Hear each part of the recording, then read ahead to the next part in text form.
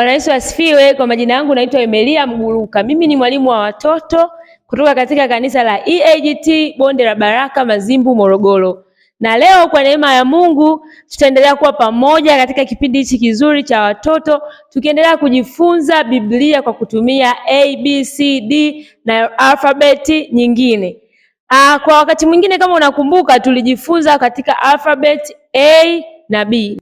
Leo tutaenda kuendelea katika alfabeti C, D na E. Lakini kabla sijaendelea, nitamkaribisha mwalimu pamoja na watoto wakusalimie ndugu mtazamaji, halafu tutaendelea pamoja. Karibu mwalimu mwenzangu kwa ajili ya kusalimia. Asante. Kwa majina yangu ninaitwa Rehema Kibona, ni mwalimu wa CWI Mazimbu Bonde la Baraka litajirishalo hata sasa, linalochungwa na Askofu Mzuri Agneli Amikuti Mguruka. Mungu awabariki, karibu kutusikiliza. Amen. Watoto tumpigie mwalimu makofi. Amen. Basi kwa wakati huu tutasimama na tutawasalimia watazamaji. CWI Chipkizwa Injili, CWI. Na kwa pamoja tutaenda kuimba wimbo wetu wa ABC. 1, 2, 3. Hizi ni ABC. ABC katika kitabu kitakatifu cha Biblia. Hizi ni ABC. ABC katika kitabu kitakatifu cha Biblia. A, B, C, D, E. ABC katika kitabu kitakatifu cha Biblia. Amen. Mungu atubariki, tujiongeze makofi huku tunakaa. Amen. Basi ndugu mtazamaji, kama nilivyosema awali, leo tutakuwa tukijifunza pamoja katika Biblia ABCDE. Tulishajifunza kuhusu A na B, na leo tutaendelea kwa alphabet C, D na E. Moja kwa moja nitakuwa namkaribisha mtoto, atakuwa ananiambia vitu, mambo, watu na maeneo katika Biblia yanayoanzia na hizo alphabet, na tutajifunza kwa pamoja watoto wanaelewa nini kupitia hizo alphabet, na kwa kupitia hayo itakupa hata wepesi wewe wakati mwingine unapojifunza Biblia. Karibuni watoto. Naanza na alphabet C. Alphabet C katika Biblia. Wangapi wanaweza wakanitajia vitu, mambo au watu wanaoanzia na alphabet C katika Biblia? Karibu dada. Kwa majina naitwa Afrika Elia Faustin Mlonjela. Alfabeti yangu C. Neno la kwanza chachu. Chachu katika Biblia. Katika Biblia sikukuu. Sikukuu ya mkate isiyotiwa chachu. Tumpigie makofi. Neno lingine. Neno cheza. Mfalme Daudi alicheza kwa nguvu zake zote. Jamani, tumpigie makofi Afrika. Unaweza ukakaa. Aokoa Afrika ubarikiwe. Amesema alfabeti C neno lake ni chachu na cheza. Haya, alfabeti C mwingine. Karibu dada pale. Kwa majina naitwa Zainabu Abdara. Alfabeti yangu ni C. Alfabeti C. Alfabeti C ni chawa. Neno chawa. Kwenye Biblia neno chawa ulilionaje? Mungu alimtuma Musa apige mavumbi yakabadilika kuwa chawa katika nchi ya Misri. Tumpigie makofi jamani. Yesu. Anasema kwamba katika yale mapigo ya Misri yale, Mungu alimwambia Musa apige mavumbi yakabadilika yakawa chawa. Na hiyo ilikuwa ni alfabeti C, neno lilikuwa chawa. nataka mtu mmoja wa mwisho wa alfabeti C. Alfabeti C. Nani anaweza akasema alfabeti C? Karibu dada. Kwa majina naitwa Joana Basil Bamwiga. Alfabeti C nyingine ni Canaan. Nitakwenda kuielezea Canaan kwa Kiingereza. Karibu. God promised the land of Canaan to Abraham. Genesis chapter 12 verse 1 to 7. The promise repeated to Isaac and Jacob. So the land of Canaan, it was the promised land. In the land of Canaan there were Hittites, Jebusites, Amorites, Perizzites, Hivites, Girgashites, and Sidonians. God helped Israelites to conquer Canaan. Makofi kwake.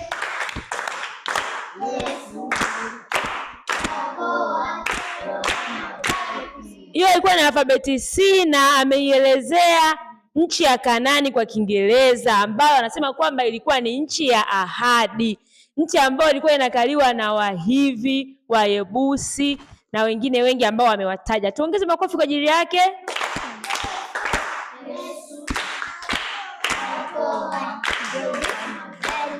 Sawa. Kwa alfabeti C kwa leo tutaishia hapo. Naomba tuingie kwenye alfabeti D. Kuna C mwingine? Hamna. Haya, alfabeti D. Nani anaweza kutaja alfabeti D katika Biblia? Kama una kitu, mtu, jambo, sehemu inayoanzia na alfabeti D katika Biblia, karibu useme. Karibu kaka. Kwa majina naitwa Maile Seria Mnonjela. Mimi alfabeti yangu ni D. Nitaelezea Dorcas, kwa jina lingine Tabitha. Anasema D ni Dorcas na jina lingine anaitwa Thabita. Sasa utuambie huyo Dorcas katika Biblia, wewe ulimuelewaje? Alifanya nini au ulimsoma wapi? Tuelezee. Nilimsoma katika kitabu cha Matendo ya Mtume 9 mstari wa 36, na unasema Dorcas alikuwa na matendo mema na sadaka alizozitoa. Dorcas alikuwa akishona nguo, kanzu, akaugua akafa. Wakamwita Petro. Petro akaomba, Dorcas akafufuka. Habari hizi zilienea mjini kote. Tupige makofi kwanza.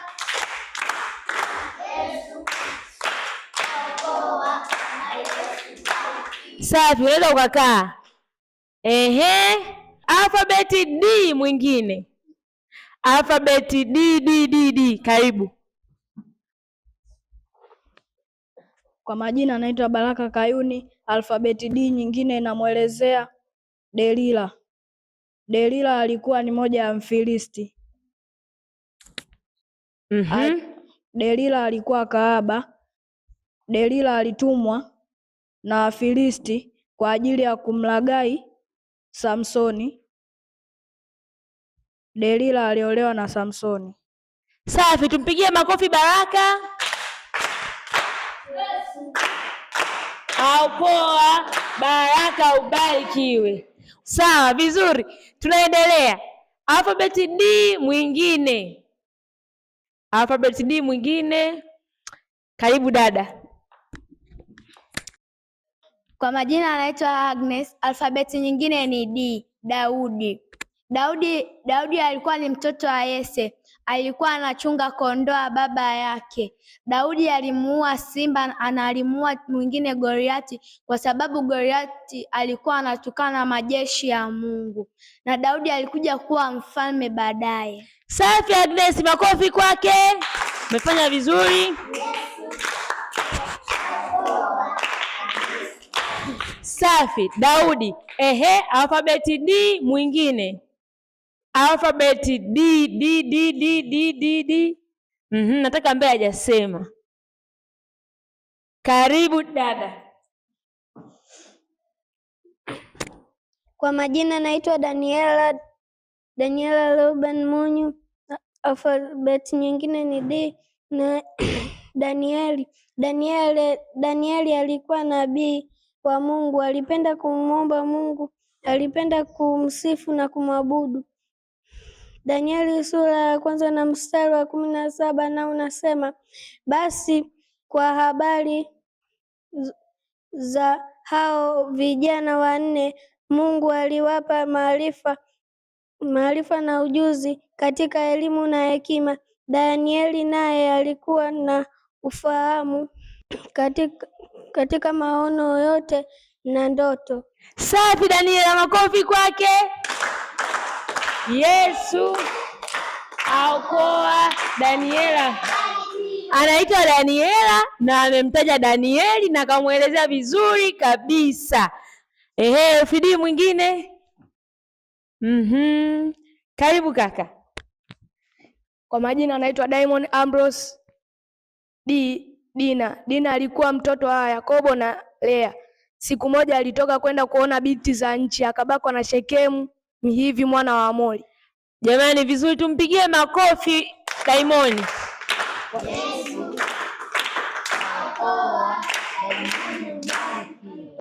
Amen. Basi kwa wakati huu nitamkaribisha mwalimu mwenzangu kwa ajili ya kuendelea na alfabeti D lakini pia na alfabeti E. Karibu mwalimu. Asante mwalimu. Tumpigie makofi mwalimu. Yesu aokoa, mwalimu barikiwe. Amen. Tukiendelea na alfabeti D, nani mwingine ambaye anaweza kutuelezea alfabeti D? Kaka hapa, naomba hiyo maiki. Karibu kaka hapa. Kwa majina anaitwa Glorious Isaac Kazosi. LFD nyingine ni Dagoni. Dagoni alikuwa mungu wa Wafilisti. Safi sana, mpigieni makofi. Yesu aokoa. Mwingine anaweza kuielezea D? Okay, naona herufi D tumeishia hapo. Tunaenda kwenye herufi E. Karibu dada. Kwa majina naitwa Darlene Ruben Munyu, naenda kuelezea Edeni. Mungu alipomaliza kumuumba mtu alimweka katika mashariki ya Eden. Vizuri, ameielezea hii kama Eden, bustani ya Edeni, na tumpigie makofi. Yesu aokoa. Vizuri sana. Mwingine kaka pale. Kwa majina anaitwa Diamond Ambrose. Herufi E. Emau. Emau ni mji uliokopo mbali na Yerusalemu. Kulikuwapo na watu wawili waliokopo wanaongelea habari za kufufuka kwa Yesu. Yesu aliwatokea na akauliza, mnaongelea nini? Wakamwambia, kani wewe ni mgeni katika huu mji? Huku kumetokea Yesu amefufuka. Ilipofika muda wa jioni, wakaenda na Yesu hadi nyumbani kwao, wakala chakula na Yesu akaondoka. Vizuri sana. Tunaona ameelezea hii kwamba ni Emau. Tumpigie makofi. Yesu aokoa. Ubarikiwe. Mwingine dada, karibu. Kwa majina naitwa Eles Justus. Herufi E nyingine ni Esther. Esther alikuwa malkia. Esther alikuwa akiwahimiza Wayahudi kuomba kwa sababu walitaka kunyongwa na Hamani. Safi sana, mpigieni makofi. Yesu. Tunaona ameielezea herufi E ambayo ni Esther. Mungu awabariki kwa kutusikiliza. Karibu mwalimu, uendelee. Amina. Mungu atubariki watoto, Mungu akubariki mwalimu, lakini pia Mungu akubariki ndugu mtazamaji. Tunashukuru kwa kuwa pamoja na sisi katika siku ya leo. Tulikuwa tukijifunza Biblia kwa kutumia alfabeti C, D na E. Mungu akubariki, tunakushukuru kwa kututazama. Endelea kubarikiwa. Karibu tena mpendwa mtazamaji katika kipindi chetu hiki kizuri cha watoto, na ninakusalimu katika jina la Yesu.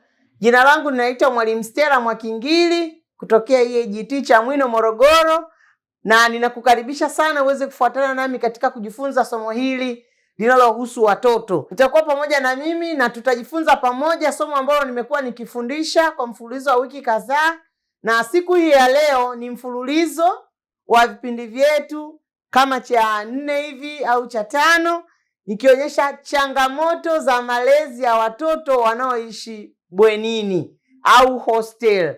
Na kwa tafsiri ambayo mara nyingi nimekuwa nikiongea na wazazi, ninapokuwa ninazungumza kwa habari ya watoto, simaanishi tu watoto wachanga, simaanishi tu watoto ambao labda hawajitambui, lakini ninapokuwa ninatoa tafsiri ya mtoto katika kufundisha kwangu, ninamaanisha mtu yeyote au kijana au binti aliye chini ya uangalizi wa mzazi. Kwa hiyo anaweza kawa yuko sekondari, anaweza kawa yuko chuo kikuu, lakini madam ni kijana, ni binti yako, yuko chini ya maamuzi yako, yuko chini ya uangalizi wako, huyo tunamchukua kama mtoto. Lakini leo nilisema kwamba nilikuwa naongea pia na vijana wakijaribu kutafakari zile changamoto 8 nilizofundisha za watoto wanaoishi bwenini. Na kama kawaida nimekuwa nikiongea kwamba tunaendelea kuwapeleka watoto wetu boarding, lakini haimaanishi kwamba boarding ni kubaya. Nimekuwa nikitoa mfano kwamba kuna vitu vingi naweza vikawa vinafundishwa kwamba ni vibaya, vingine vinawezekana ni vizuri. Mfano mtu akwambie usile nyama, usile vitu fulani, ubwabwa sio mzuri. Unatafakari mara mbili, hivi ubwabwa au pilau nyama inakuwaje sio nzuri? Lakini kumbe katika kule kupika pia kukawa kunaweza kukuletea madhara.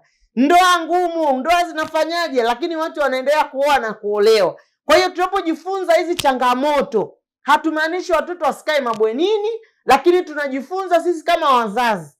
Unapokuwa unampeleka mtoto wako bwenini, usiseme nimemaliza kulea kwa hiyo nimewabwagia walimu ndo waendelee kumfundisha huyu mtoto wako. Bado una nafasi ya kuongea na mwanao, bado una nafasi ya kufanya kitu kwa ajili ya mtoto wako. Na hizi changamoto inawezekana zikawa nyingi sana, lakini mimi nimejaribu kuziongelea zile 4 ambazo Mungu amenijalia kuzipata, na nimetamani kushare na wewe kama mzazi mwenzangu, lakini kama mwanajamii ambao unaweza kupata nafasi ya kuongea pia na wazazi wengine kwa habari ya malezi ya watoto. Na changamoto hizo nitazisoma tu haraka haraka, maana siku ya leo ninaenda kufundisha tena kijana au mwanafunzi sasa afanye nini ili kushinda maisha ya bwenini, au jinsi ya kushinda maisha ya bwenini. Jambo la kwanza niliyokuwa nimefundisha, changamoto anayopata mtoto anayekaa bwenini, kwa sababu muda mwingi anakaa kule bwenini, anakosa muunganiko wa kifamilia. Yaani anaondoka, anakuja kurudi watoto wengine baada ya mwaka, watoto wengine wanarudi baada ya miezi 6, wengine wanarudi baada ya labda miezi 4, maana ndio term zetu za Kitanzania zinaonyesha.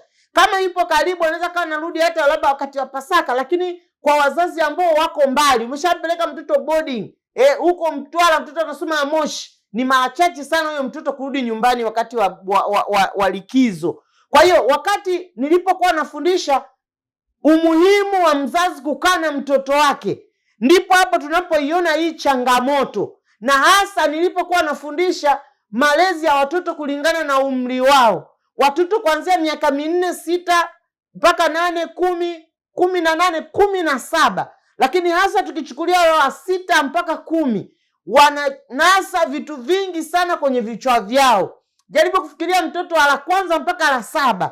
Na nimekuwa nikiongea mara nyingi, usimpeleke mtoto wako bwenini kukaa huko kama na umri mdogo. Ndio maana angalau tunaona hata serikali inaona angalau mtoto anaweza kaenda form 1 amejitambua kidogo. Lakini unampeleka mtoto wa chekechea bwenini, wakati huo wewe mwenyewe mzazi haujawekeza kitu chochote ndani. Maana kipindi kilichopita nilikuwa nafundisha namna ambavyo unatakiwa wewe mzazi kufanya ili kufanya vema kwa mtoto wako huyo aliyoko bwenini. La sivyo atakusahau. Na nimepigiwa simu na wazazi wengi wakionyesha namna ambavyo watoto wao baada ya kukaa huko kwa watu, mioyo yao imechukuliwa, ikiwa ni moja ya changamoto. Kwa hiyo wanakosa ule muunganiko wa kifamilia. Muda mwingi hayupo na familia yake, na wala hakai pamoja na wale ndugu zake wengine, hawajui shangazi zake, hawajui wajomba zake. Kwa hiyo anakuwa kama mgeni kila anapokuja likizo. Na kabla sijaendelea na changamoto zingine ambazo nitazitaja pamoja na wewe mtazamaji mwenzangu, mtazamaji wangu, ninataka niweze kuomba na niweze kuendelea pamoja na wewe. Mungu wetu mtakatifu, katika jina la Yesu, nasema asante kwa ajili siku nyingine ambayo Mungu umetupa. Ninaomba ukaibariki, ninaomba ukatupe neema kujifunza machoni pako Mungu. Asante kwa ajili ya mtazamaji na msikilizaji wangu huyu ambaye Mungu umempa neema wakati huu kuwepo machoni pako, akijifunza maneno haya Mungu. Mungu, neno hili likawe uzima, likamfae katika jina la Yesu Kristo. Bwana, lisirudi bure. Ninalituma neno hili likamponye kijana yule na mzazi yule. Neema yako Mungu ikanifunike nami pia, katika jina la Yesu naomba, amen. Basi kama nilivyokuwa nimesema, ile changamoto ya kwanza kukosa muunganiko na familia, lakini kulikuwa na changamoto ya pili ambayo ilikuwa ni athari za kisaikolojia zinazoweza kutokea wakati mtoto anapokuwa anafanyiwa vitu vibaya vibaya anapokuwa bwenini. Anaweza kakosa upendo kwa sababu ya kupigwa sana na wenzake, au akapigwa na walimu, au akakosa pa kusemea. Unajua mtoto mara nyingi anapenda kusemelea, anapenda aseme hiki. Sasa inapotokea huyu mtoto hana hata pa kusemelea, ndio kwanza akienda kusemelea kesi inageuka yeye ndo anapigwa. Kwa hiyo baadhi ya watoto wameathirika kisaikolojia kwa kukaa bwenini, na wakati mwingine amekosa malazi bora, wakati mwingine hali chakula kile anachokitaka. Kwa hiyo inaweza kumtokea, nilikuwa naongea sema wazazi, wakati mwingine watoto wanakataa kabisa kurudi shuleni baada ya likizo.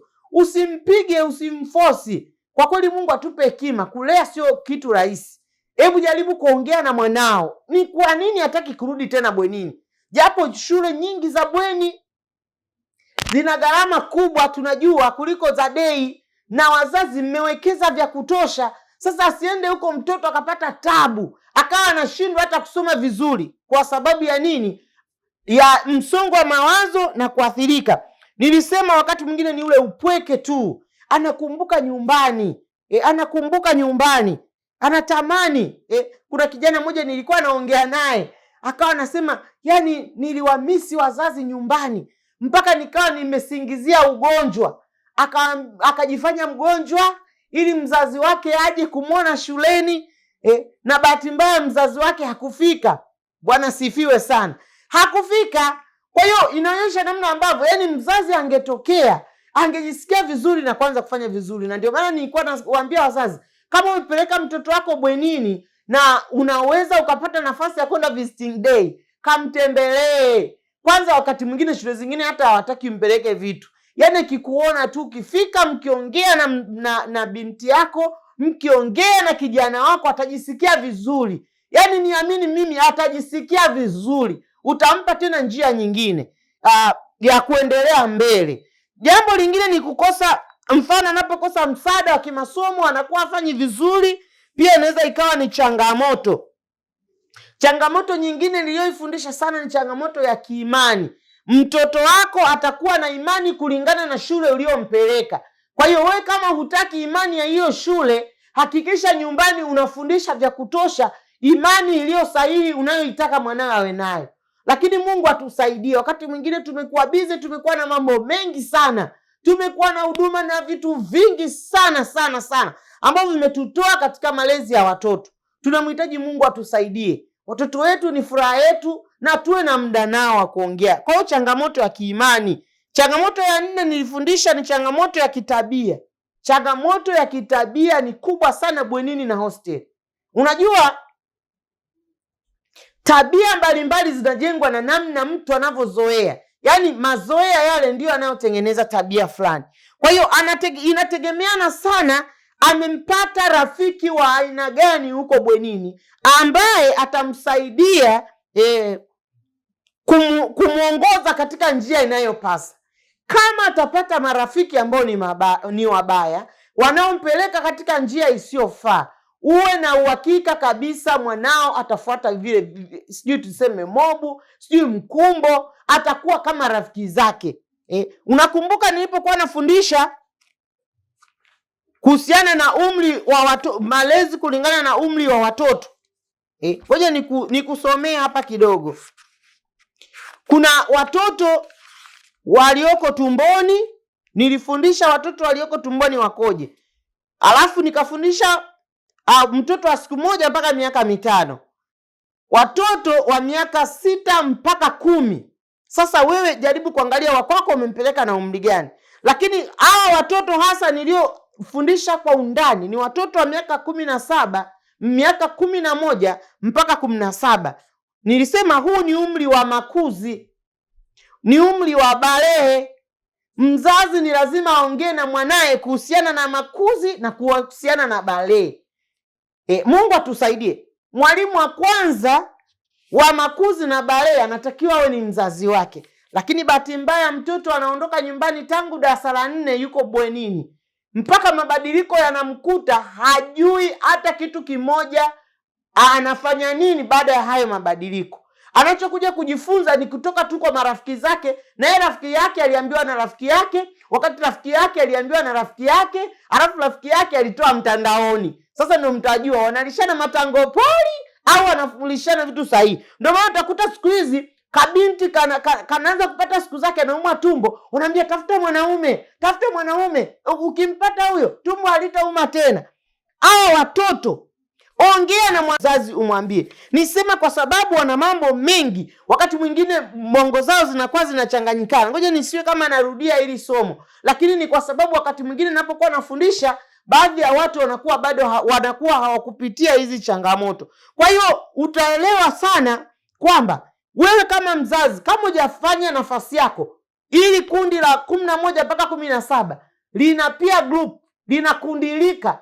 Kundilika lina nguvu kuliko baba yake na mama yake. Yaani kama mtoto wako hujamfundisha kukuheshimu na kukuona wewe kama mzazi katika umri wa huko nyuma, mtoto wa miaka 18 utapata tabu sana. Utaanza kujiambia, mimi ni mama yako, mimi ni baba yako. Kwani nafikiria ajui kama sio baba yake? Anajua, lakini kuna vitu vimemchanganya, vitu vimekuwa vingi. Mabadiliko ni mengi kwenye mwili. Kwa hiyo changamoto nyingine ya kitabia, nikasema wakati mwingine tabia ya uzinifu inaweza kaanza mtoto anapokuwa bwenini. Wanalala wawili, lakini mmoja amekubuu kwenye zinaa. Inatokea nini? Wanatoroka, wana masuala ya kikatili, wizi bwenini ni mwizi. Mtu hana kiatu anaiba cha mwenzake, na yule aliyeibiwa naye ataiba cha mwenzake. Kwa hiyo vitu kama hivyo vinaweza vikatokea. Wewe mzazi unatakiwa ufuatilie. Nilikuwa naambia wakati fulani, mfano fulani, mtoto anarudi shuleni labda zimeibiwa. Unamwambia temu ijayo usipokuja na labda utanijua. Atakuja na labda pea 2. Uwe na uhakika na rafiki yake atakuja nayo nyumbani. Kwa sababu atakuwa anaogopa, lakini jaribu kufikiria amezikosa zile raba ulizokuwa unamwambia usije hapa kama haujaleta raba. Maana wakati mwingine ndivyo wazazi tunavyoongea. Asije hapa kama amepoteza madaftari, na yeye anajua kabisa daftari zimeibiwa. Bila shaka atatafuta kila namna apate hizo daftari arudi nazo, usije ukamtandika. Kwa hiyo ni changamoto kubwa sana. Changamoto ya 5 ni changamoto ya kuunda mahusiano. Nilikuwa nimefundisha hasa zile shule za bweni ambazo ni jinsia moja, ni wavulana tupu, form 1, form 4 wavulana tupu, form 4, form 5, 6 wavulana tupu. Inapokuja kwenye issue ya kutafuta mwenza, kwa kweli wakati mwingine wanapata changamoto sana. Lakini wakati mwingine hata wale waliokaa shule za mchanganyiko, kwa sababu ya kuifahamu pia jinsia ya pili, wanakuta kumbe ya mambo ndo yako hivi, pia na wao wanaweza kapata changamoto. Lakini hii inatokea ni kwa sababu amekosa mentor, amekosa mtu wa kujifunza kwake. Muda mwingi alikuwa na walimu na wanafunzi, amekosa muda wa kuchanganyikana, kwa sababu maisha ya bwenini tunayajua. Lakini 6 ni hiyo 7, nisema inaweza ikatokea mtu mwingine kuvuta moyo wa mtoto wako. Mtu akivuta moyo wa mtoto wako kwa sababu muda mwingi anakuwa naye, anaweza kampenda zaidi mwalimu wake, anaweza kapenda zaidi watu wa darasani kwake kuliko hata familia yake. Mama anaweza kawa hapendwi sana kama mama mlezi wa shuleni. Kwa hiyo inaweza kawa changamoto. Na 8 nilifundisha ni vile inatokea kila mzazi anatamani kumlinda mwanae kwa imani yake anapokuwa boarding. Yaani anaamini boarding sio salama. Kwa hiyo atatoka huyu na hilizi, huyu atatoka na mizizi, huyu atatoka na hiki, mwingine amepewa kichupa kina maji, kina upako, mwingine amewekewa humo kucha, mwingine amefanyaje, mradi tu mtoto akalindwe huko shuleni. Kwa hiyo na wenye maombi na wenye wanakuepo huko. Kwa hiyo unaweza ukakutana na watoto wachawi, ukakutana na washirikina, ukakutana na wenye maombi, ukakutana, yani vitu vinakuwa ni vingi. Vitu vinakuwa ni vingi sana bwenini. Ndio maana utakuta unatoka nje mtu nimeona mtu mrefu, sijui nini, mtu nilienda chooni kikatokea kitu fulani, ni kwa sababu ya zile imani. Lakini pia tunapokuwa shuleni zinajulikana nyota pia za watoto wetu. Mtoto wako anaweza kawa anang'ara kiasi gani. Ndio maana mwingine anaenda kulinda, mwingine huko anasema huyu ni mkomesha. Na Mungu atusaidie sana. Ndio maana kipindi kilichopita niliongea na wazazi nini cha kufanya ili wewe mzazi uweze kumsaidia mwanao aweze kuishi vema maisha ya bwenini. Bwana Yesu asifiwe sana. Mzazi ujitahidi. Mzazi ni lazima umsaidie mwanao awe baba bora, awe mama bora, kwa sababu yeye muda mwingi hakutani na ndoa za pamoja.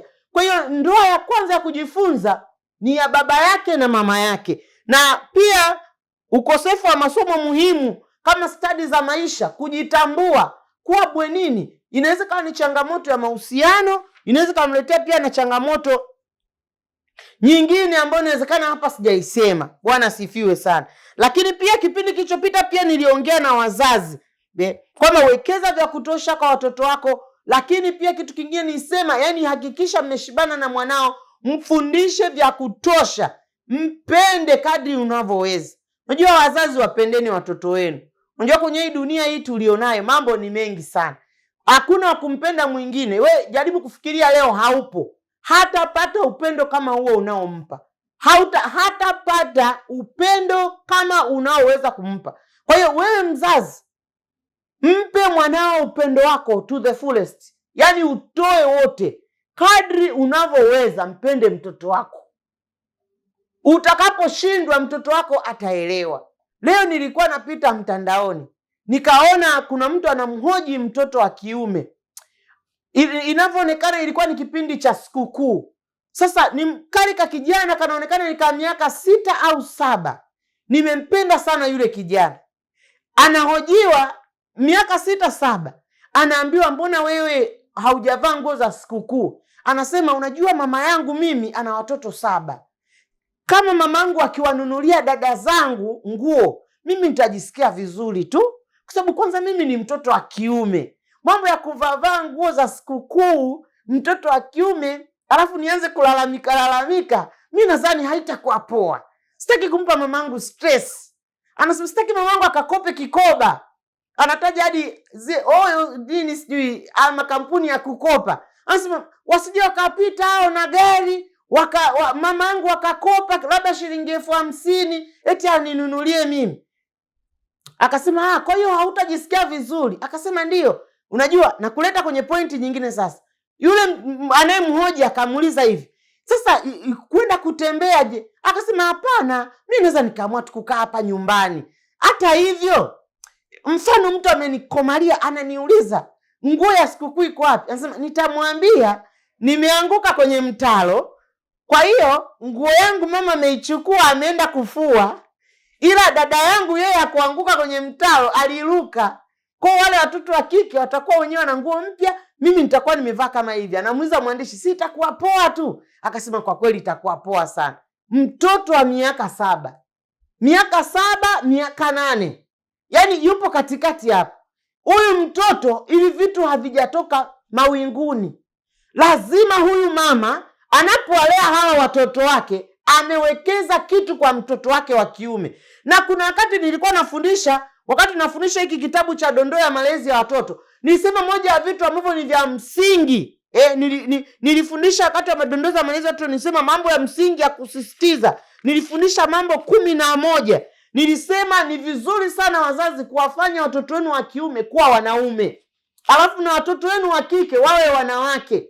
Wanasema tunawafanyaje? Wewe unafikiri haya ni maneno ya mwanaume? Yaani haya maneno anayoongea huyu kijana ni maneno ya kiume, kwamba pamoja na kwamba hajanunuliwa nguo ya sikukuu, lakini hajali na ala relax, na ni siku ya sikukuu amevaa nguo yake ya kawaida. Kwa hiyo tuwafanye watoto wetu wa kiume kuwa wanaume. Bwana sifiwe sana. Usipendelee ukamsahau mtoto wako wa kiume ukamfanya kuwa mwanamke. Na sisemi watoto wa kike ndo mwanunulie nguo, watoto wa kiume msiwanunulie, lakini wakati mwingine unaweza ukatest hiki ninachokwambia. Vitu vya kiume wakati mwingine mtoto wa kiume afanye. Mimi naambia hata kama ni kubeba mizigo mizito, kama ni mzigo unatakiwa kubebwa mahali na kuna watoto wa kiume na watoto wa kike, iache ile roho ya kiume, apambane, anyanyue huo mzigo, wala hafi. Mungu amemfanya mwanaume kuwa strong kuliko mwanamke. Lakini ukiweka haki sawa, ukafikiri wote watabeba hilo roba la pumba, roba la mahindi, haitawezekana. Kwa hiyo ninajaribu kusema nini? Hivi vitu ndivyo wanavyovikosa. Huyu mtoto uliyempeleka bwenini, hivi vitu anavikosa. Kwa hiyo hata katoto kama kako day, kana faida zaidi, kana advantage zaidi ya kufundisha na mama yake. Lakini haimaanishi kwamba shule za day ndo za muhimu. Kwenye malezi na kukaa na wazazi, hawa watoto wako vizuri zaidi walioko day kuliko wale wanaokaa bwenini. Kwa sababu akirudi, nilikwambia kuna wazazi wengine watoto wanarudi mwezi wa 4, ni wakati wa Pasaka. Mzazi na wewe ndio unaondoka. Tuchukue sisi ambao unawezekana ni wahudumu, na wewe una huduma, una semina ya Pasaka. Kwa hiyo ikitokea ni wakati wa Disemba, una semina zako za Christmas. Kwa hiyo unapishana na mtoto wako, anapokuja wewe unaondoka. Unapata saa ngapi muda wa kujifunza? Unapata wa kujifunza kitu gani mwanao anapenda, kitu gani mwanao hapendi, kitu gani niweze kumsisitiza. Kwa hiyo ni lazima tuwasaidie watoto. Mpe upendo wako mzazi to the fullest. Nilisema wakati ambapo nilikuwa nafundisha hiki kitabu, nilisema kwamba unatakiwa kumlea mtoto wako mpaka anapokuwa peke yake. Anasema ana statement mfano kama hizi. Wanaenda kumwambia chota mchanga, anasema mamangu ananikataza. Unaweza kusema iba, anasema baba hataki. Wanasema hivi, mamangu na babangu hapa. Hapana, baba angekuepo hapa. Kwa nini unasema baba angekuepo? Ni kwa sababu wewe baba kuna vitu umetumbukiza kwa yule mtoto. Kwa nini anasema mamangu atanichapa nikichafuka? Anajua mama yake amemkataza kuchafuka. Wewe watoto wako wanakumbuka nini? Bwana sifiwe sana. Wewe watoto wako wanakumbuka nini? Nimeishi bwenini, nimeishi hostel. Yaani tuseme labda kuanzia form 1 mpaka chuo kikuu. Nilikuwa nakaa bwenini, waita tu bwenini, hata kama ni hostel is just bwenini. Tumeona maisha kule yalivyo. Na bila Mungu hauwezi. Bwana sifiwe sana. Bila Mungu hauwezi. Unamhitaji Mungu akusaidie. Bila Mungu hauwezi kabisa. Wakati nafundisha ile somo la kwanza kama kijana, ili uweze kushinda maisha ya bwenini, nimefundisha kipengele cha kwanza, lazima ushinde tamaa za mwili kwa kujilazimisha kabisa. Ni lazima uzishinde tamaa za mwili. Unazishindaje? Wewe unaweza kushinda tamaa. Nilisoma ile Warumi 12 mstari wa kwanza hadi wa pili. Nikasoma pia Wathesalonike wa kwanza sura ya 4 mstari wa 3 hadi wa 5. Jifunze kuuweza mwili. Uweze mwili. Bwana sifiwe sana. Uweze mwili. Nilisema hivi, chukulia tu labda haujaokoka au kuna namna nyingine. Mwili ukiukeep busy hauwaki tamaa. Unapokuwa idle, unaanza kumemorize vitu visivyofaa, ndipo ambapo unaanza kukumbuka magirlfriend wako na maboyfriend zako. Ndipo unaanza kukumbuka zinaa ya juzi. Lakini nataka nikwambie kitu kimoja. Zinaa ni mbaya. Na ndio maana nilifundisha wiki iliyopita, zinaa ni mbaya. Kwa mwanafunzi, mtu asikutie moyo. Zinaa ni chafu. Zinaa haifai. Wengi waliojiingiza kwenye zinaa hawajafika popote. Zinaa imesambaratisha familia. Baba na mama wanagombana, wewe umepata mimba shuleni. Mama anaonekana yeye ndo amehusika kwa wewe upate mimba. Na mama anaanza kufikiria anawezaje kuhusika kwenye kupata mimba mtoto wake. Ndoa za wazazi wenu mtazivunja kwa sababu ya zinaa. Na utulie. Utulie. Nilikwambia inawezekana wewe unafikiri watu wote wameshindwa na hiyo zinaa. Lakini ninakuhakikishia wapo walioshinda hiyo zinaa. Na inawezekana ukaishinda hiyo zinaa. Amua uwe na malengo yako. Jifunze kujitambua na kujielewa. Vijana wengi na mabinti wengi mpaka vyuo vikuu hawajitambui. Hawajielewi. Ni huyu kijana aliyetoka form 1 mpaka form 4. Akapata tena combination yake anaipenda hiyo, sijui PCM, PCB, sijui HGR, sijui H gani. Ni kweli umeipata hiyo combination. Ni wakati gani? Hebu mzazi unajaribu kufikiria. Ni wakati gani mwanao anaanza kufikiria habari za zinaa? Ni nani anayemtoa kwenye kusudi lile lilompeleka chuoni? Ni nani anayemtoa kwenye lile kusudi lilompeleka bwenini? Je, bwenini ndo amepelekwa ili akafanye zinaa? Hapana. Anatakiwa kujifunza kushinda mwili. Nilisema hivi, uwe bize kushinda mwili wako. Usikae kijinga. Punguza magemu. Acha kuangalia pornography. Usiangalie stori za mapenzi. Jifunze, uwe na malengo. Sikwambii kama vile kwanza hautapata hasara. Ni wakati mfupi sana huwa kukaa shuleni ambao unahitajika wewe kufocus kwenye kitu kimoja. Hakunaga mpenda mapenzi aliyefanya vizuri. Mnajua kuna wengine wasema wenyewe sisi bado tuna akili sana. Sikiliza nikwambie. Hata kama una 100% za akili kuliko kama mwalimu wako au kuliko mwalimu wako, ukijiingiza kwenye mahusiano akili inashuka. Kumbe wewe ulitakiwa kupata division 1 ukaangukia 2. Ulitakiwa kupata zaidi ya hapo. Hata kama ni 1 sijui umepata 1 ya 4, possibly ulitakiwa upate ya 3 au upate ya 7 kama ni form 4. Lakini kwa sababu ya kujichanganya na zinaa, watoto wengi wameharibikiwa, wameshindwa kufanya vile vinavyotakiwa. Ninakukumbusha, hatima yako ni ya kwako. Ndio maana ninafundisha sana. Mambo mengine lazima uyaache kwa ajili ya hatima yako. Ngoja nikupe kisa kimoja. Kuna wakati iliwahi kutokea, sisi tulikuwa chuo, kulitokea mgomo wa vyuo nyakati fulani hivi za kule nyuma. Ndipo nilipokuwa nimejifunza. Ninamshukuru Mungu ambaye ameniokoa nikiwa kijana. Wakati wa ule mgomo, tulipofukuzwa chuo, wasio na boyfriend ndio tulipata tabu pale chuoni. Maana kila mtu alifuatwa na wakwake. Wewe usiyekuwa naye ndio tulionja yale mabomu ya machozi. Kwa tuliondoka tukiwa tumetaabika sana pale chuoni. Lakini nilichomfurahia Mungu, tulienda na tulirudi. Kuna watu walifukuzwa pale waliokuja kuchukuliwa na watu. Tunapofungua chuo mgomo umeisha, walikuwa wajawazito. Na wengi sana waliharibikiwa. Sasa kuna uhusiano gani kati ya kufukuzwa chuo, kuchukuliwa na mtu na kurudi na mimba? Hiyo utajua wewe mwenyewe. Wakati wa ujanja wako wewe, unaona kama umeweza, unaonekana kama ndo handsome wa shule, ndo handsome wa chuo, yani wewe ndo beautiful girl kuliko wote. Itakula kwako kwa sababu haitakusaidia. Unachotakiwa ni kujitahidi. Niweka neno la Mungu moyoni mwako. Weka neno la Mungu moyoni mwako. Zaburi 119 mstari wa 11 hadi wa 16. Biblia inasema moyoni mwangu nimeliweka neno lako, nisije nikakutenda dhambi. Vijana, shetani naye anajua hatima zenu. Ngoja nikae hapo kidogo. Shetani naye anajua hatima zenu. Anamjua mtu wako sahihi. Yeye anazijua hatua. Kwa hiyo wewe kijana unapojichanganya, unapoingia kwenye zinaa, unapoingia kwenye vitu visofaa, unaweza kujipatia mtu asio sahihi wa maisha yako. Kwa sababu unakuwa yani unaweza kuchukua mume wa mtu niseme. Yani unajichanganya Ni sawa, ni kijana, lakini hakuwa kwa ajili yako. Kwa hiyo ndoa hiyo inakuwa ni ndoa, lakini sio ya kwako, sio iliyo katika kusudi la Mungu.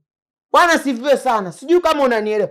Ni sawa, umeolewa, lakini sio huyo ambao Mungu alikuwa amekuwekea. Kwa hiyo dunia na mambo yote yanapita na tamaa zake zinapita.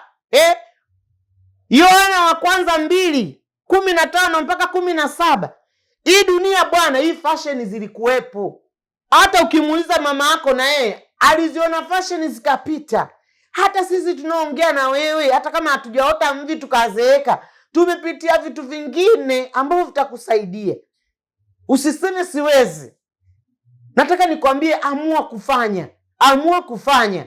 Na ukiamua kufanya utakuwa mshindi kuliko yule wa jana. Lakini pia leo nataka nifundishe kitu kingine. Jifunze kusamehe na kuachilia, huku ukichukuliana mazingira ya kwenu. Jifunze kusamehe na kuachilia, huku ukichukuliana na mazingira ya kwenu, ili kuepuka tamaa na uzinifu, ili kuepuka msongo wa mawazo, ili kuepuka wizi na nini. Moja, nimesema vaa unachoweza.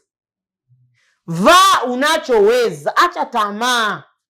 Acha tamaa. Jua kuna wakati mwingine wazazi tunakuwa na vitu. Nilikuwa nafundisha wakati mwingine wale watoto wa miaka 11 mpaka 17 kuelekea mpaka 18 wanakuwa na interest na vitu vyao vingi sana. Vingi.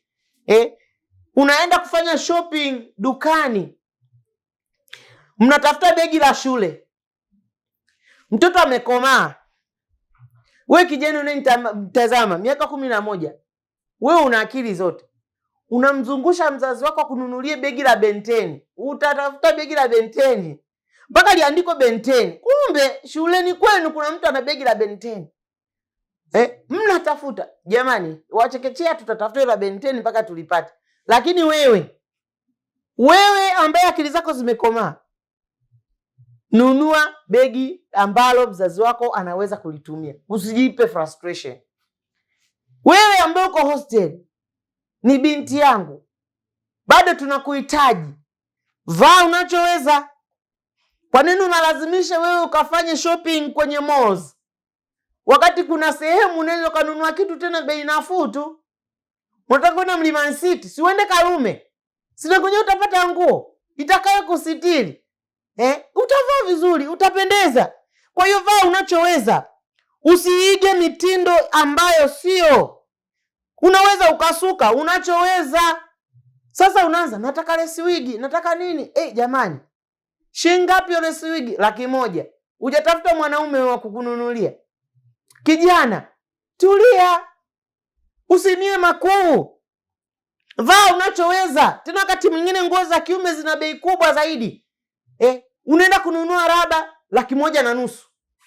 Wakati wewe hapo ulipo shati unalo moja, si ukanunue mashati 2 3? Kwa nini upate changamoto? Vaa unachoweza ili uweze kushinda maisha bwenini. Vaa unachoweza. Unajua tunajifunza mambo mengi sana. Hata mimi nakumbuka nilikuwa na vijana wako nyumbani. Ukiwa unaondoka unatamani wewe na vitu vingi vingi. Sasa namuuliza, kwa nini mnatumia shuleni? Lakini rafiki yangu anacho. Sasa nikishasema rafiki yangu anacho, ina maana hilo ni somo tayari. Unaanza, mwanangu, unajua sio lazima kila kitu ambacho mwenzako anacho na wewe uwe nacho. Hiki si kizuri. Lakini akipiga picha kule, nataka lotion, nataka perfume, nataka deodorant, nataka vitu gani? Akisema hili nini? Na mimi tranka yangu likajae. Hiyo inaweza kawa sababu. Lakini labda huyu ni mtoto mdogo, labda ni form 1, form 2. Uko form 4 na unataka kujaza tranka, unataka ukashindane. Tunawafundisha form 1, form 2, form 3. Wakati wa yale mabadiliko ya mwili, kuna baadhi ya vijana huwa wanaota pimples, chunusi. Lazima mzazi ukifika nyumbani, mwanao kama ametoka haya machunusi, mwambie ni ya kawaida. Kwa sababu wengi wamefika shuleni wamepewa cream za kuondoa chunusi. Kwa watoto wenye umri mdogo zinaweza kumfanya akakomaa uso wake, kwa sababu kama nilivyosema, pimples au chunusi kwenye uso wa mtoto anayeanza balee ni kitu cha kawaida, na ndio maana anatakiwa mzazi wake kumwelezea na kumfundisha kwamba ni kitu cha kawaida, kwa sababu kinaweza kikamletea stress ambayo inaweza kumfanya wakati wote anachezea uso wake akaumiza na kuleta madhara zaidi. Kwa ni miongoni mwa vitu ambavyo anaweza kufundisha na wenzake alafu vikamletea madhara na ikamsababishia asiwe sawa wakati anapoendelea akiwa shuleni. Lakini pia nataka kuzungumzia baadhi ya maeneo ambayo yamewapelekea maumivu watoto, kwa sababu kichwa cha hii somo ninafundisha unatakiwa ujifunze kusamehe na kuachilia huku ukichukuliana na mazingira ya nyumbani kwenu. Kwa hiyo hiki ndicho kichwa kikubwa, na nimesema vaa unachoweza, kula unachoweza, lakini jaribu kuwa wewe, usiwe unaigiza. Lakini ninajaribu kupata picha baadhi ya watoto au wanafunzi ambao wanapitia changamoto ya msongo wa mawazo ni kwa sababu ya maisha waliopitia, hasa namna walivyolelewa. Nimekuwa nikifundisha mara nyingi, mtu yeyote anaathirika kwa kiasi kikubwa na malezi ambayo amepitia. Sasa nataka kwa nini nasema wewe kijana unatakiwa kusamehe? Kwa sababu kuna vituko wanafanya wanafunzi wakiwa vyuoni au hostel, sio vya kawaida. Ni kama limbukeni fulani hivi ambaye amefika mjini, kwa hiyo anataka kukomoa maisha fulani aliyoishi. Sasa hii inategemeana, mimi ninaelezea namna ambavyo mzazi unaweza kumlea mtoto wako. Akifika sehemu ambayo anakuwa huru kama sehemu za bwenini na hostel, anakuwa amejiachia kiasi ambacho inampelekea akaumia. Kumbe yeye akiwa kama anatafuta, yani kama atatafuta kuziba gap, yani kama ni umaskini ambao unamsumbua, kwa akifika kule akiona nafasi boom tu linamfanya afeli, kwa sababu ni mara ya kwanza kushika hela, na kwa umaskini huo unamfanya yeye akashindwa. Lakini nimesema watoto waliokataliwa na wazazi wao wa kiume, wale waliokataliwa mimba, mama yake amemwambia baba yako alikataa mimba. Sasa mama akamsomesha kwa shida, akifika maeneo ya hayo ya bwenini hostel ambaye ana uhuru mkubwa, anaweza akaathirika na hizi tabia za extremes, yani anafanya vitu visivyo vya kawaida, akawa anataka kama vile kumkomesha yule babake ambaye alimkataa. Kwa hiyo huyu mtoto pia anaweza kasumbuka sana anapokuwa shuleni, anaweza katabika sana anapokuwa shuleni, anakuwa na maumivu ya kupita kiasi, na anayeweza kumsaidia ni mama yake mzazi. Lakini pia mtu mwingine au namna nyingine tulivyolelewa, mtu kama alilelewa, watoto waliolelewa kwa bibi, kwa babu, kwa mjomba, wanaweza kuwa ni wazazi wote wawili walimwacha au mzazi mmoja alimwacha, huku akijua mama anakula starehe mjini au baba anakula starehe mjini, lakini yeye kapelekwa kwa bibi kwa sababu yoyote ile.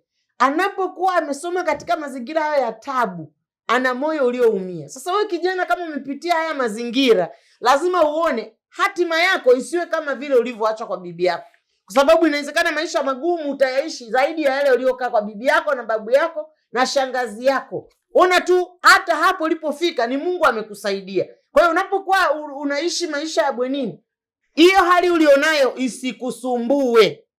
Na watoto wengine ni watoto wanaojua walizaliwa kwa bahati mbaya. Mtoto yoyote anayejua kwenye familia yake walimwambia alizaliwa kwa bahati mbaya, kwa hiyo anazaliwa akifikiria kama anaweza kaupindua ulimwengu. Kwa hiyo anapokuwa anaenda shuleni, anaweza kuwa na tabia zisizokuwa za kawaida. Ni rahisi sana kuwa ni mkorofi, ni rahisi sana kuharibika kisaikolojia, ni rahisi sana hata imani yake kuwa thabiti, kumjua Mungu akijua kwamba mimi tu nilizaliwa bahati mbaya. Kwa hiyo hata kama umezaliwa hivyo, kijana, jifunze kusamehe na kuachilia. Jifunze kusamehe na kuachilia. Watoto wengine, watoto waliolelewa kikatili na mama wa kambo au na baba wa kambo, wanatoka na visasi nyumbani mwao, wakifikiri kama vile wanaweza kulipiza kile kisasi. Kwa hiyo anapoishi na familia yake, anatengeneza mazingira kwamba siku nikitoka hapa. Kwa hiyo utamkuta akiwa kama yuko bwenini, Mungu asipomsaidia, au wale wakubwa kabisa, yuko chuo kikuu, yuko hostel, yuko huru, alilelewa na mama akambo, alimkatili, alilelewa na baba akambo, anaona sasa ulimwengu ndio huu, atafanya vyovyote anavyojua. Kwa hiyo katika malezi ndio changamoto tunayokuwa tunaiona. Lakini wewe kijana, hata kama ulipitia mazingira, muamini Mungu hakukupitisha bure, ana namna pia ya kukusaidia. Watoto wengine ni wale watoto yatima waliokosa ndugu wa kuwatunza na kuwahifadhi. Watoto yatima wengine wamedhulumiwa mali zao. Kama alizulumiwa mali zao akanyang'anywa, muone huyu kijana amefika chuo kikuu, yuko 5, yuko 6, yuko form 1, anaishi yale maisha. Sio kijana ambaye atakuwa sawa na aliyelelewa vyema. Sijui kama unanielewa mzazi. Yaani ni lazima tuwasaidie vijana wetu ili kwamba waweze kuwa na mioyo iliyonyooka, wawe na mioyo iliyo sahihi. Nimesema watoto wengine ambao wanapata shida ni wale watoto ambao wamefukuzwa nyumbani kwao kwa sababu ya makosa mbalimbali. Yanaweza kawa ni kupata mimba au nakuwa na tabia zozote ambazo ni mbaya. Sasa anapokuwa amefika maeneo ya bwenini ambaye ana nafasi kubwa ya kujiachia, anaanza kufanya mambo ya kikatili, anaweza kufanya vitu ambavyo havifai, anaweza kufanya vitu ambavyo havina focus kulingana na masomo yake. Kwa hiyo katika changamoto hizi zote ambazo 8 nilikuwa nafundisha, nimeongea na wazazi, nimeongea na vijana, na kwa wakati mwingi sana ambao nimeongea na wewe, hiyo ni changamoto ya kitabia. Sio ni hizi changamoto za saikolojia. Usiharibike saikolojia yako. Kijana, tunakutegemea kwa hatima kubwa. Tunakutegemea kwa hatima kubwa. Uko bwenini, changamoto ni kubwa, chakula haujakipenda, watu wanakufanyia ukatili, tumepita huko. Lakini bila Mungu hautaweza. Kwa sababu wewe Mungu amekuandalia hatima njema. Na yuko Mungu anayeweza kumsaidia mtu ili aweze kushinda. Hautaweza kushinda wewe kama wewe. Wewe kama wewe hautaweza. Ninachoweza tu kukukumbusha, ukisoma katika Ufunuo ile 12 mstari wa 8, roho ya uzinzi usipoiacha inakujengea roho au inakuletea au inakujengea ngome za roho chafu. Ngome za roho chafu. Hatima yako haitaishia vizuri. Unapokuwa na msongo na wa mawazo, unapojiingiza kwenye mahusiano, unapojiingiza kwenye uzinifu, mkumbuke yule Tamari, usichana wake ulipoharibika, hata yule aliyefikiria anampenda, Biblia inasema alichukiwa, machukio makuu kuliko upendo ule wa mwanzo. Kwa hiyo usiruhusu, hata kama ungeona rafiki zako wote wana maboyfriend na magirlfriend, lakini wewe hebu jiepushe kwa ajili ya hatima yako. Hivi vitu vipo na sio vipya, na vitapita kama ambavyo vingine vilivyopita.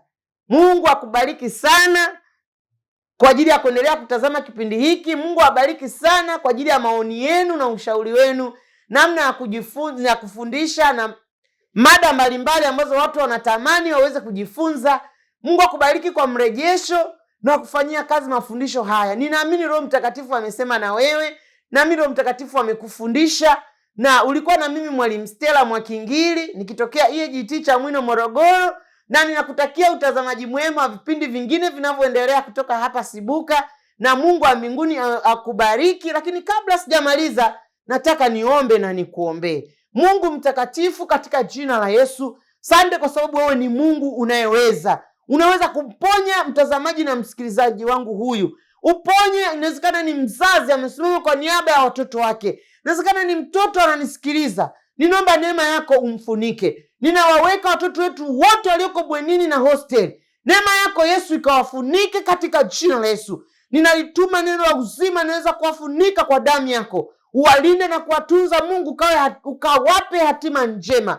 Waepushe na kila mitego ya yule mwovu. Mungu asipatwe na namna yoyote ya kishetani. Mkono wako Yesu siwapungukie, na neema yako Mungu ikawe pamoja nao. Ukawalinde na kuwafunika katika jina la Yesu. Baba, ninaomba na kushukuru. Amen. Basi Mungu akubariki. Tuonane kipindi kijacho. Amen.